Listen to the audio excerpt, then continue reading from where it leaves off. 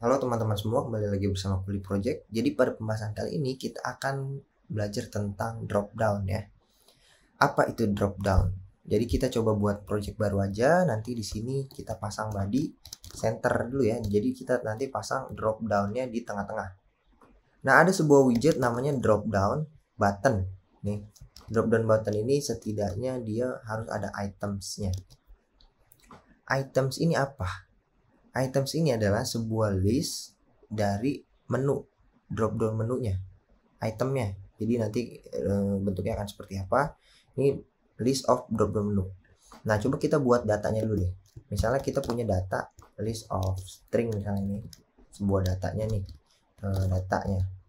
Datanya apa aja? Misalnya kita bisa pasang datanya nama ya, Joni, kemudian Anjul, kemudian si Sugeng. Gitu ya teman-teman. Jadi ini ada data-datanya. Nah, nanti data ini kita harus ubah list of data ini string, kita ubah ke list of drop down menu. Jadi data ini kita mapping aja, nanti kita ubah ke list, yang mana listnya itu mengembalikan drop down menu item. Nah, ini teman-teman. Nah, drop down menu item ini itu setidaknya punya child nih. Kita pasang aja sebuah teks, nanti kita lempar ini kita save. Nah, kan seperti ini teman-teman. Ini bisa diklik nggak? Nah, ini nggak bisa diklik karena drop down button ini kalau mau dia bisa diklik, di enable, kita harus pasang setidaknya on chain-nya. Kita pasang, kemudian coba kita print value-nya. Value-nya itu apa? Kita refresh, ini katanya stateless, dia harus final ya. Kayak gini, kita coba refresh. Nah, ini ada nih. Coba kita buka, kita pasang Joni 0, Panjul 0, Sugeng 0. Nah, ini kenapa nih 0 semua?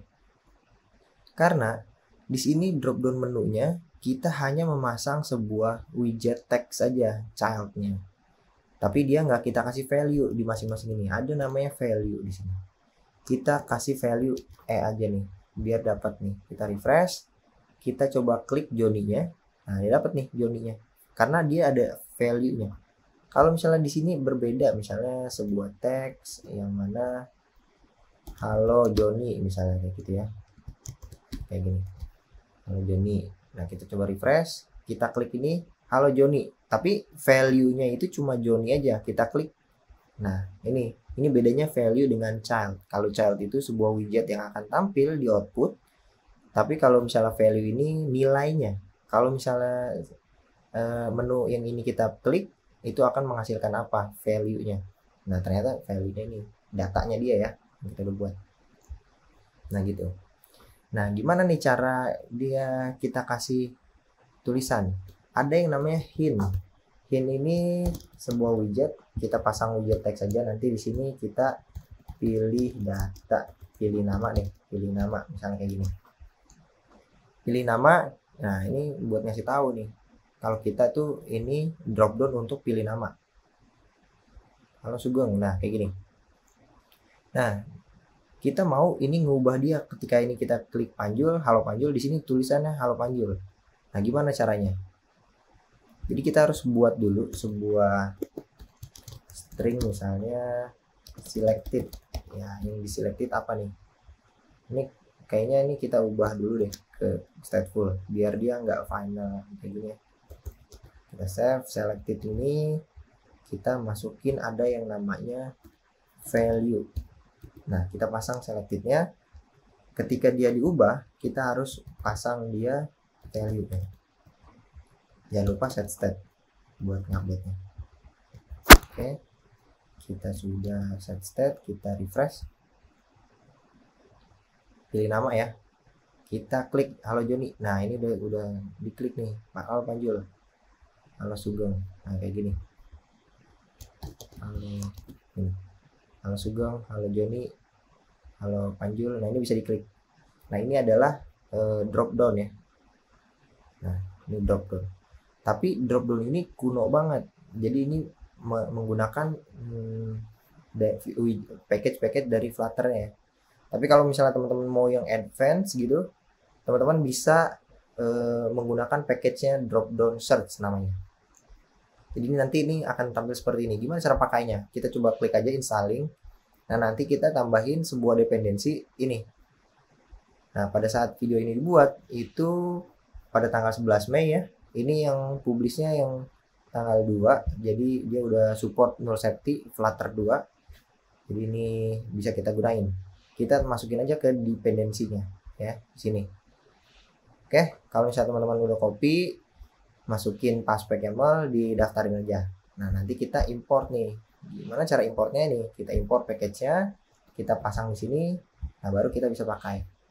Gimana cara pakainya? Kita coba lihat sini. Katanya di sini ada contohnya nih, simple implementation. Kita klik aja, ya. Nah, kita coba ganti ininya, widget kita, childnya jangan ini. Kita pastekan di sini. Kita paste aja. Kita save. Nah, error nih. Kenapa nih? Kita refresh. Nah, kayak gini. Ini udah nggak pakai ya data ini. Karena kita langsung ke sini. Atau enggak kalau mau pakai tadi boleh list of string data, nih datanya nih. Kita cut aja, kita masukin ke sini. Nah, kita pasang data di sini. Data ini nggak pakai lagi dong. Kita save, kita refresh. Nah, nanti akan tampil seperti ini. Ini kita bungkus aja, dia ada paddingnya ya. Kita bungkus dengan padding yang nilainya 20 deh, 20. Nah, biar rapi ya. Nah, kayak gini. Ini adalah fitur package dari dropdown search. Jadi dia bisa kayak gini nih, teman-teman, tanpa ribet-ribet dia langsung ngasilin kayak gini. Brazil kita klik. Nah, ini akan mereturn Brazil value-nya. Italia kita klik. Nah, ini disable. Kenapa disable? Karena kita menyiapkan dia cara disable kayak gini. Jadi dia akan mendisable item yang bermulai dengan huruf I depannya katanya. Misalnya kita tambahin lagi nih, misalnya kita tambahin datanya Indonesia gitu ya. Kita tambahin lagi Indonesia, kemudian kita tambahin lagi India, misalnya kita save, kita refresh, kita klik nama Indonesia nih, Indonesia. Nah, ini klik. Nah, ini nggak bisa nih ya, nggak bisa diklik karena dia disable. Nah, ini fitur untuk scroll ini juga udah disiapin sama package-nya, jadi kita udah tinggal pakai aja ya, dimudahin banget ya menggunakan Flutter ya, udah ada package-nya. Nah, seperti ini teman-teman. Gimana kalau kita mau custom bentuk tampilannya nih, jangan kotak kayak gini, border radiusnya biar lebih bagus bang, gimana caranya? Bisa, teman-teman buka aja dokumentasinya nih, ada pengertiannya nih. Kalau kita mau nge-custom layout ya, nah kayak gini. Nah, kalau untuk contohnya nih ada tampilan kayak gini. Contohnya ini bisa teman-teman buka di ininya, di example GitHub-nya. Nah, nanti teman-teman bisa masuk sini. Nah, ini contohnya nih, nanti teman-teman buka aja nih. Nah, ini contoh-contohnya ya, teman-teman pelajarin. Nah, tuh. Nah, kita coba cari yang namanya decoration ya. Kita drop down search decoration. Jadi kita mendekorasi drop down-nya dia. Nih, gimana cara dekorasinya? Katanya ada yang namanya drop down search decoration. Kita coba aja. Drop down search decoration. Dia butuh apa? Dia butuh input decoration. Oh, berarti sama kayak ngedekorasi sebuah text field ya.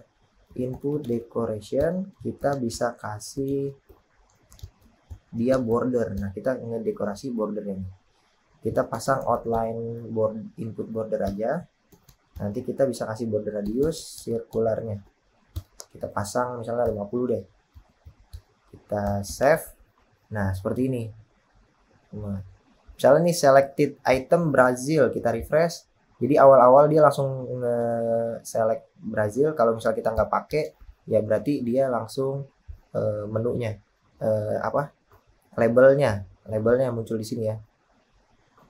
Misalnya ini hint itu ketika ini diklik, nah ini hint nih. Country in menu mode. Apa sih menu mode nih?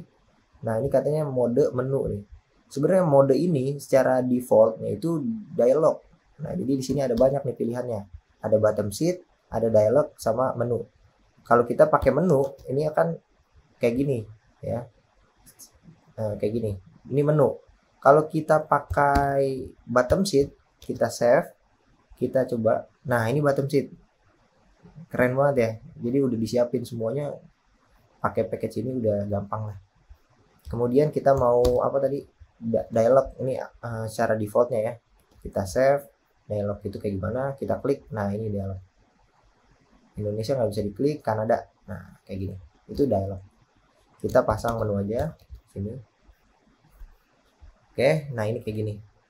Nah ini gimana nih caranya dia geser biar ada paddingnya. Ya udah, input decoration ini ada paddingnya, content padding namanya. Kita pasang add insert symmetric aja, karena kita akan pasang horizontalnya itu misalnya 20, vertikalnya itu 10. Kita coba ya, kita save. Nah ini seperti ini, jadi lebih rapi ya. Nah ternyata dia ini pas diklik nih, ada yang namanya keren lagi nih, ada name argumen yang namanya clear button. Apa ya tadi ya, nih kita coba cek dulu. Clear, kalau nggak salah clear ya, clear empty builder. Jadi teman-teman, nah clear button widget, bukan clear button builder. Jadi dia bisa menghapus datanya. Select item, jadi teman-teman bisa baca di dokumentasi resminya di sini ya, dia bisa ini. Jadi nanti di sini ada custom